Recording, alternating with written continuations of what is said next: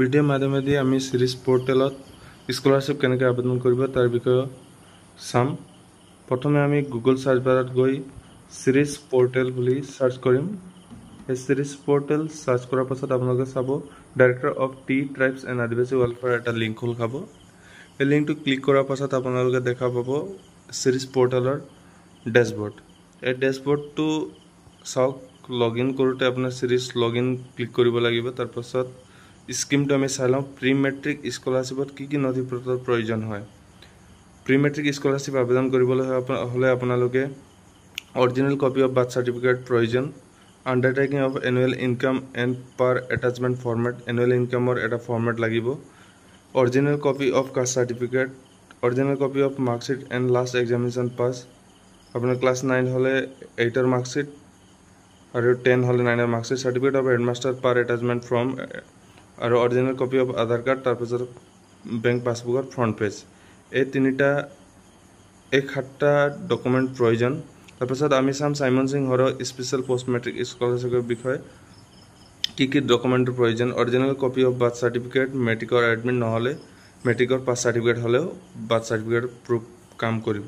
তাৰপিছত চাব original copy of matric নহ'লে higher secondary marksheet, original copy of caste certificate, admission receipt যিটো আপোনালোকে হায়াৰ ছেকেণ্ডেৰী অথবা ডিগ্ৰীত এডমিশ্যন কৰিব তাৰ receipt, original copy of Aadhaar card, then bank পাছবুকৰ ফ্ৰণ্ট পেজ।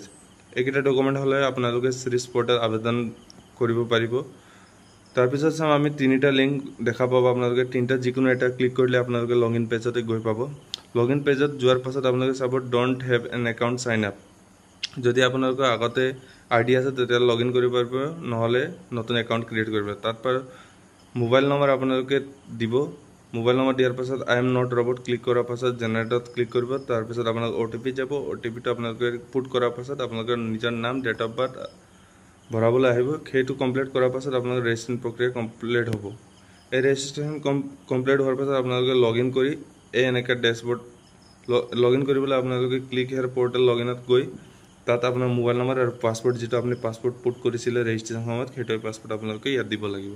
সাইন আপ কৰক। সাইন আপ কৰাৰ পাছত আপোনালোকে এটা নতুন ডেশবৰ্ড দেখা পাব। এইটো হ'ল আপোনালোকৰ লগইন হোৱাৰ পাছত তাত ডেশবৰ্ড এটা আছে মেনেজ একাউণ্ট, য'ত আপোনালোকে পাছপৰ্ট চেঞ্জ কৰিব লগ আউট অপশ্যন। চাব select scheme. Pre matric scholarship class 9 আৰু 10ৰ কাৰণে। দ্বিতীয়তে হ'ল চাইমন সিং হৰৰ স্পেচিয়েল স্কলাৰশ্বিপ, যিটো আপোনালোকে ওৱান টাইম বেনিফিট পাব মেট্ৰিক আৰু হায়াৰ ছেকেণ্ডেৰী পাছ কৰে।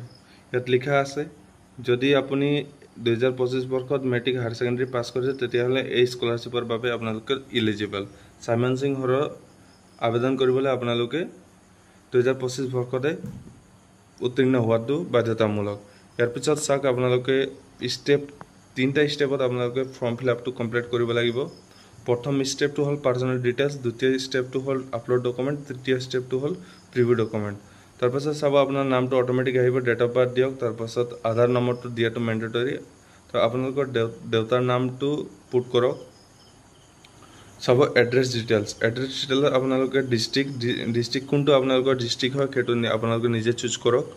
তাৰপাছত এছেম্বলি কনষ্টিটিউশ্যন যিটো আপোনালোকৰ সমষ্টি পৰে সেই সমষ্টিটো আপোনালোকে ইয়াতে পুট কৰি দিব, যিটো সমষ্টি হয়। তাৰপিছত আপোনালোকৰ ছাব ডিভিজন কোনটো পৰে সেইটো ছাব ডিভিজন আপোনালোকে দিয়ক। তাৰপিছত GP VCDC আপোনালোকৰ কোনটো GP আণ্ডাৰত আপোনালোকৰ হয় সেই GPটো আপোনালোকে চিলেক্ট কৰি লওক। তাৰপাছত চাব টি গাৰ্ডেনৰ চিলেক্ট কৰা অপশ্যন অট'মেটিক আহিব। আপোনালোকে কোনটো টি গাৰ্ডেনত বিলং কৰে সেইটো টি গাৰ্ডেন দিয়ক। ভিলেজ আপোনালোকে দিয়ক, এড্ৰেছ দিয়ক, পোষ্ট অফিচ আপোনালোকৰ কোনটো হয় আৰু পিনক'ড কি হয় সেইটো দিয়ক। তাৰপাছত চাব আদাৰ ডিটেইলছত matric higher secondary pass certificate and marksheet. যদি আপুনি মেট্ৰিক হায়াৰ ছেকেণ্ডেৰী পাছ হয় তেতিয়াহ'লে ইয়েছ কৰক। তাৰপিছত আপোনাৰ কোনটো কলেজ বা স্কুলৰ পৰা পাছ কৰিছে সেইটো দিয়ক। Caste certificate OBC MOBC TGL XTGL available হয় নে নহয় সেইটো ইয়েছ বুলি দিয়ক। তাৰপিছত বেংক ডিটেইলছ আপোনালোকৰ নিজস্ব বেংক একাউণ্টটো তাত পুট কৰক। বেংক একাউণ্ট দিয়াৰ পাছত আপোনাৰ ব্ৰাঞ্চ কোনটো হয় সেইটো ব্ৰাঞ্চটো আপোনালোকে তাতে চিলেক্ট কৰি দিয়ক। চিলেক্ট কৰাৰ পাছত আপোনালোকে ব্ৰাঞ্চৰ নেমটো কোনটো জেগাৰ ব্ৰাঞ্চ হয় সেইটো তাত লিখক। তাৰপাছত IFSC দিয়াৰ পাছত 7 কণ্টিনিউত ক্লিক কৰি দিয়ক।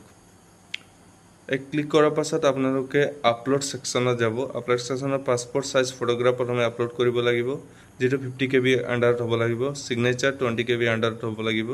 ডেট অফ বাৰ্থ চাৰ্টিফিকেট যেটো 100 KB গোটেই ডকুমেন্ট বাকি 100 KB ভিতৰত হ'ব লাগিব তাৰ পাছত আপোনালোকৰ আধাৰ কাৰ্ড আপলোড কৰিব লাগিব আধাৰ কাৰ্ডটো আপোনালোকে এই সেকশনত 100 KB ভিতৰতে আপলোড কৰিব তাৰপৰা কাষ্ট সাৰ্টিফিকেট আপোনালোকৰ আছে যদি ডিজিটেল কাষ্ট সাৰ্টিফিকেট দিয়াটো ভাল ম্যাক্সিমাম 100 KB তাৰপাছত আপুনি মেট্ৰিক নে হায়াৰ সেকেন্ডাৰী উত্তীৰ্ণ হেতৰ মাৰ্কশিটটো আপলোড কৰক যদি আপোনালোকৰ মেট্ৰিক হয় মেট্ৰিকৰ পাছ সাৰ্টিফিকেট নহলে হায়াৰ সেকেন্ডাৰী পাছ সাৰ্টিফিকেটটো আপলোড কৰক তাৰপাছত আপোনালোকৰ এডমিশন যেটো হায়াৰ সেকেন্ডাৰী ফাৰ্স্ট ইয়াৰ নহলে ডিগ্ৰী ফাৰ্স্ট সেমত এডমিশন কৰা ৰিসিপ্ট আপলোড কৰক তাৰপাছত আপোনালোকৰ valid bank account front page upload কৰক তাৰপাছত 7 কন্টিনিউত ক্লিক কৰি দিব এটো আমি ডেমো ভিডিও দেখাই দিছো আপোনালোকক কেনেকৈ কি আপলোড কৰিব আপোনালোকে চাই মেলি আপলোড কৰক আপলোড হোৱাৰ পাছত আপোনালোকে চাব ফটো জাগাত ফটো সিগনেচাৰ জাগাত signature date of birth certificate জাগাত ডেট অফ বাৰ্থ গুটে যি যেনেকৈ লিখা আছে তেনেকৈ সাৰ্টিফিকেটটো আপলোড হোৱাৰ পাছত কনফাৰ্ম এণ্ড সাবমিটত ক্লিক কৰিব লাগিব যদি ইয়াৰ আপোনালোকৰ